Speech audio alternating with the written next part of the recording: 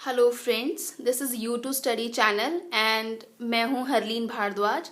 जैसा कि आप सबको पता है कि आने वाले संडे में हरियाणा पंचायत ऑफिसर का एग्ज़ाम है। तो मुझे अभी अभी एक बहुत अच्छा डॉक्यूमेंट मिला जिसके अंदर बहुत अच्छी चीज़ें लिखी हुई है हरियाणा से रिलेटेड। हरियाणा पंचायती राज अधिनियम जो 1994 में पारित हुआ था, तो उसको लेके मैंने ये वीडियो बनाई है। प्लीज़ जाने से पहले एक बार ज़रूर देखिएगा, ये आपके इंटरव्यू में भी काम आएगी। I know you are going to clear the exam. So हम जल्दी से फटाफट इसको शुरू करते हैं क्योंकि ये थोड़ा सा बड़ा रहेगा और इसमें बहुत सारे इंपॉर्टेंट फैक्ट्स होंगे। तो सबसे पहले जो हरियाणा, पहला ही क्वेश्चन बनेगा, हरियाणा अगर हमारे भारत में जो पंचायती राज जो अधिनियम था वो पारित हुआ 1993 में, तो जो लागू हुआ, तो ये हरियाणा में कब हुआ था पंचायती राज अधिनियम? तो वो हुआ था 1994 में। तो सबसे पहली बात है कि ये 3 टायर सिस्टम होता है, मतलब 3 स्तरीय इसकी योजना होती है। जब ये बनाया गया तो हमने पहले से डिसाइड किया कि हमें कितना स्तरीय चाहिए, तो ये 3 स्तरीय है। सबसे पहला होगा ग्राम पंचायत, यानी जो सबसे छोटे लेवल का होगा ग्राम में होगा। उसके बाद दूसरे लेवल पे होगा पंचायत समिति, या इसको हम खंड समिति भी बोल सकते हैं। और तीसरे नंबर पे होगा जिला परिषद जो सबसे बड़ा होगा। ये है इसके 3 टायर सिस्टम। अक्सर मिडिल वाला बहुत ज़्यादा पूछा जाता है, तो इसको हम क्या कहते हैं यहाँ पे? पंचायत समिति या खंड समिति। इंग्लिश में इसको बोलेंगे ब्लॉक। ठीक है, तो इसको ध्यान दीजिएगा। तो उसके बाद अब हम एक एक करके पढ़ते हैं कि इनका क्या होता है, मतलब क्या मेंबर्स होने चाहिए, कितने मेंबर्स होने चाहिए, क्या पॉपुलेशन है, और कहाँ पे क्या रिजर्वेशन है, चुनाव की प्रक्रिया कैसी है। तो हम ये सब देखते हैं। तो हम देखते हैं सबसे पहले ये जो ग्राम पंचायत यानी लेवल 1 जो है, कि इसमें ना सबसे पहली बात है कि जिस गांव में मिनिमम 500 लोग होंगे, पॉपुलेशन में क्या होगा 500, जहाँ जिस गांव की पॉपुलेशन होगी 500 से ऊपर, वहीं पे हम ग्राम पंचायत बनाएंगे। लेकिन अगर 500 से कम है, क्योंकि हरियाणा में छोटे छोटे गांव भी हैं जहाँ पे 500 से कम की पॉपुलेशन है, तो वहां पर आप ग्राम पंचायत नहीं बना सकते। उनको किसी और गांव में मर्ज कर दिया जाता है और वो अपनी, अगर जो भी उनकी पंचायत होगी वो दूसरे गांव में लगेगी। तो 500 से ऊपर की पॉपुलेशन मिनिमम है, ये होनी चाहिए। एक सरपंच होगा जिसका जिसका चुनाव डायरेक्ट होता है, वो चुनाव के बारे में मैं आगे बताऊंगी। और इसका जो चुनाव होता है, सरपंच का जो चुनाव होता है, वो ग्राम सभा के द्वारा होता है। अब आप बोलोगे व्हाट इज ग्राम सभा? ये ग्राम सभा क्या होती है? ग्राम सभा होती है कि आपने यूनिवर्सल सफरेज के बारे में पढ़ा होगा। यूनिवर्सल सफरेज का मतलब होता है वोटिंग राइट। हमारे देश में क्या है, 18 वर्ष से ऊपर की आयु के सभी एडल्ट, चाहे वो स्त्री हो पुरुष हो कोई भी हो, हर किसी को वोट देने का अधिकार है। तो ग्राम सभा में भी, एक गांव की सभा में, ये जो ग्राम सभा होती है उसमें उस ग्राम सभा में वो लोग चुने जाते हैं जो 18 वर्ष से ऊपर हैं, और वो चुनाव करेंगे एक सरपंच का और पंचों का। ये वोटिंग प्रोसीजर से होता है। तो सरपंच के अलावा आपकी ग्राम पंचायत में कितने मेंबर होने चाहिए? सरपंच के अलावा याद रखिएगा, मिनिमम 6 एंड मैक्सिमम 20। ठीक है, 6 से बीच में होने चाहिए सरपंच के अलावा। उसके बाद में हम पढ़ते हैं दूसरा, पंचायत समिति, जिसको मैंने बोला खंड में होता है, ब्लॉक में होता है। तो इसमें क्या होता है, याद रखिएगा, पंचायत समिति और जिला पंचायत में इंपॉर्टेंट क्वेश्चन बनेगा एक, और मैं अभी अभी बता देती हूँ आपको। तो क्या है कि इसमें क्या होंगे, मेंबर्स जो होंगे कम से कम 10 होंगे और ज़्यादा से ज़्यादा 30 होंगे। क्या होंगे? कम से कम 10 होंगे और ज़्यादा से ज़्यादा 30 होंगे। और जो इसका जो मतलब अध्यक्ष और उपाध्यक्ष, जैसे ऊपर सरपंच और पंच था, क्योंकि सरपंच इज द हेड और पंच उसके साथ मिलकर काम करेंगे, तो इसमें भी ऐसे ही होना चाहिए। क्योंकि तो इसमें क्या होता है, अध्यक्ष और उपाध्यक्ष, अगर अध्यक्ष एब्सेंट है तो वो सारे काम उपाध्यक्ष के सर पे जाएंगे। ठीक है, तो क्या होगा पंचायत समिति में, ब्लॉक में अध्यक्ष और उपाध्यक्ष। अगला जो थर्ड पॉइंट है, जो थर्ड टायर है, दैट इज जिला परिषद। उसमें भी मिनिमम 10 मैक्सिमम 30। फर्क क्या है, पंचायत समिति में अध्यक्ष और उपाध्यक्ष होते हैं, लेकिन जिला परिषद में प्रधान तथा उप प्रधान होते हैं। प्लीज इसको याद रख लीजिए, पंचायत समिति में अध्यक्ष और उपाध्यक्ष, और जिला परिषद में प्रधान तथा उप प्रधान। अब मैं आती हूँ चुनाव के बारे में कि चुनाव कैसे होता है। सबसे पहली बात, जैसे मैंने आपको बता दिया, ग्राम पंचायत का जो चुनाव होता है वो डायरेक्ट होता है, यूनिवर्सल सफरेज से होता है। 18 साल के लोग जो ग्राम सभा के अंदर आते हैं वो ग्राम पंचायत के चुनाव में होता है, मतलब लड़ते हैं, और इस तरीके से वो सरपंच का चुनाव होता है। और जो बाकी दो, यानी जो आपकी पंचायत समिति और जिला परिषद है, ये इनडायरेक्ट होता है। इनडायरेक्ट का मतलब क्या होता है, वो बंदे जो ग्राम पंचायत के हैं, जो चुन लिए गए हैं, यानी कि मैंने बताया कि एक सरपंच और छः मिनिमम 6 और मैक्सिमम जो 20 लोग जो चुने जाते हैं, वो लोग आगे जाकर अपनी पंचायत समिति के लिए अध्यक्ष और उपाध्यक्ष चुनते हैं, और जिला परिषद में प्रधान तथा उप प्रधान चुनते हैं। तो इसलिए वो ये जो है प्रोसीजर, ये इनडायरेक्ट होता है। समझ में आई आपको बात? जैसे कि हम बोल देते हैं कि राष्ट्रपति का चुनाव इनडायरेक्ट होता है, बल्कि हमारे MP MLA क्या होते हैं, वो डायरेक्ट चुने जाते हैं। आपको मेरी बात समझ में आ गई होगी। अब आते हैं हम आरक्षण की बात, जो कि आज के टाइम का बहुत ही अच्छा मुद्दा है। और आरक्षण के लिए क्या है, मतलब रिजर्वेशन कितना है, तो जनसंख्या के अनुपात से अगर देखा जाएगा तो जनसंख्या के अनुपात से एक शेड्यूल कास्ट यानी अनुसूचित जाति की जो सीट है वो रिजर्व होगी जनसंख्या के अनुपात में। मतलब अगर किसी गांव में जनसंख्या किसी की मतलब अनुसूचित जाति की 20% है, तो उसके हिसाब से वहां पे जितनी पोस्ट है, जितनी भी वहां पे वैकेंसीज हैं, मतलब पंच और सरपंच के लिए जितनी भी वहां पे पोस्ट है, तो उसके हिसाब से शेड्यूल कास्ट को या अनुसूचित जातियों को वो अनुपात में उनको वो सीट मिल जाएगी। तो जनसंख्या के अनुपात में देखा जाता है तो पता लगता है कि अनुसूचित जाति में हमारी कितनी सीट जानी चाहिए। हरियाणा में शेड्यूल ट्राइब बिल्कुल भी नहीं है, तो हमारे यहाँ ST पढ़ने का कोई मतलब नहीं है। महिलाओं की जो आरक्षण होता है वो 1/3 यानी 1/3 होता है। महिलाएं स्टूडेंट्स शेड्यूल कास्ट यानी अनुसूचित जातियों में भी आती है। तो ये जो 1/3 है ना सीट रिजर्व्ड, महिलाओं के लिए तो है ही है, तो इसमें जनरल कैटेगरी की महिलाएं भी आएंगी और इसमें SC कैटेगरी की महिलाएं आएंगी। ये याद रखना कि वो सब इसी में इंक्लूड हो जाएगा, ठीक है। अगर आप शेड्यूल कास्ट के लिए आपकी 6 सीट रिजर्व है, तो उसके अंदर 1/3 यानी 2 सीट उसमें महिलाएं ही चुनी जाएंगी। आपको मेरी बात समझ में आ गई होगी।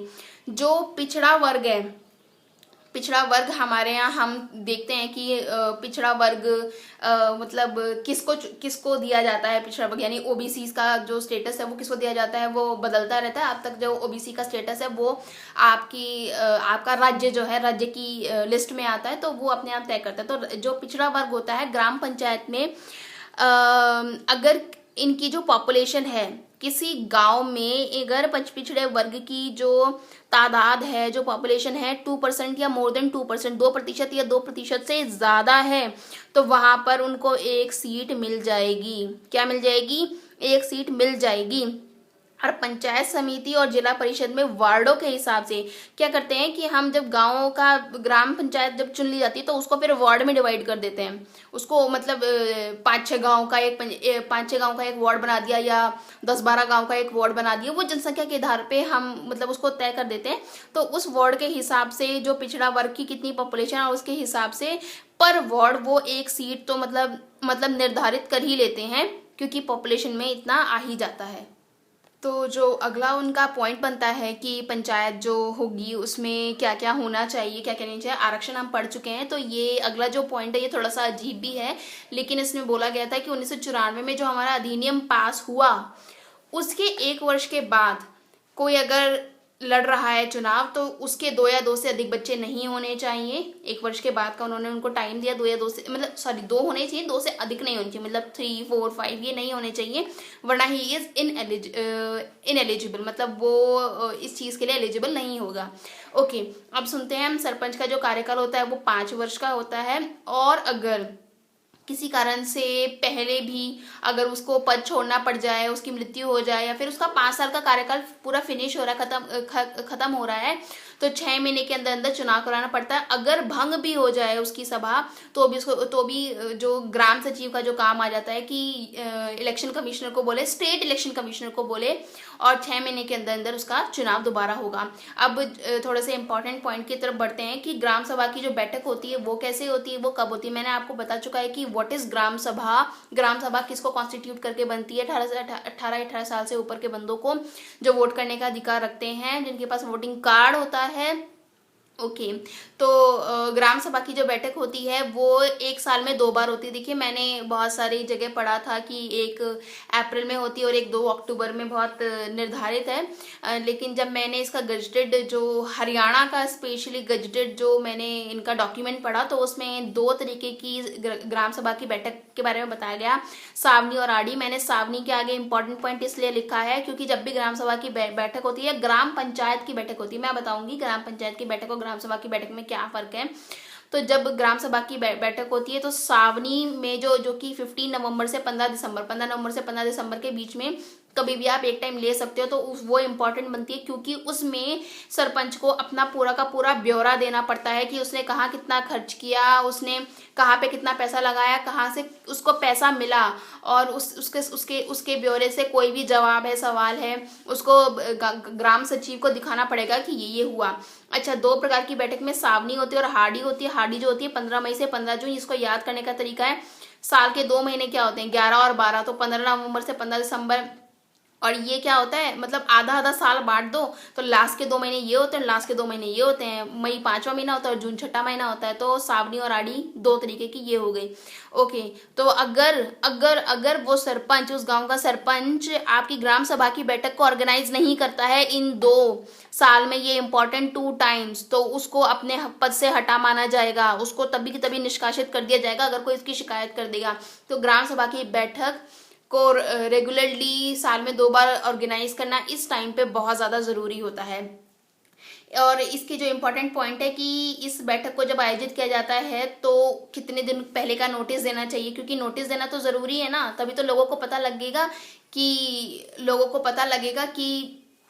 कि ये क्या हो रहा है या ये नहीं हो रहा है, मतलब कब ये ऑर्गेनाइज होगा।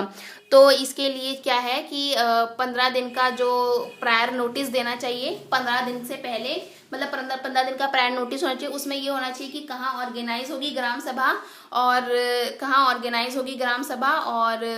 उसका टाइमिंग क्या होगा, ठीक है। उसका जो क्रम होता है, देखिए हम ग्राम सभा का एक क्रम होता है, क्रम के हिसाब से चलते। सबसे पहले जो सरपंच होगा वो खड़ा होगा। अच्छा, इसमें ना ग्राम सचिव, जिसको विलेज सेक्रेटरी भी बोलते हैं, उसका होना बहुत ज़रूरी होता है। और जो सरपंच खड़ा होगा और वो बताएगा कि पिछली बैठक जो हम पिछले बार मिले थे उसमें क्या क्या हुआ था, उसमें हमने क्या क्या तय किया, और उस तय के अनुसार मैंने क्या क्या कार्य किए, मैंने जो कार्य किया उसका क्या क्या ब्यौरा है। भैया मैंने सोचा था वेल बनाऊंगा, तो मैंने कुएं खुदवाए, मैंने किसी चीज़ को साफ करवाया, ये हमारे यहाँ कोई मास्टर ढंग से काम नहीं कर रहा था किसी सरकारी स्कूल में, तो हमने उसको निकलवाया। और हम चाहते थे कि हमारे गांव में साइंस साइड आए, बच्चों की अच्छी पढ़ाई हो, या फिर महिलाओं की, स्त्रियों के लिए, गर्भवती स्त्रियों के लिए आपने क्या किया, कच्ची गनियों का क्या किया, तो वो सारा उसको ब्यौरा देना पड़ेगा। उसको ये बताना पड़ेगा कि मैंने ये यहाँ पे खर्च किया। खर्च का ब्यौरा सबके सामने होना चाहिए।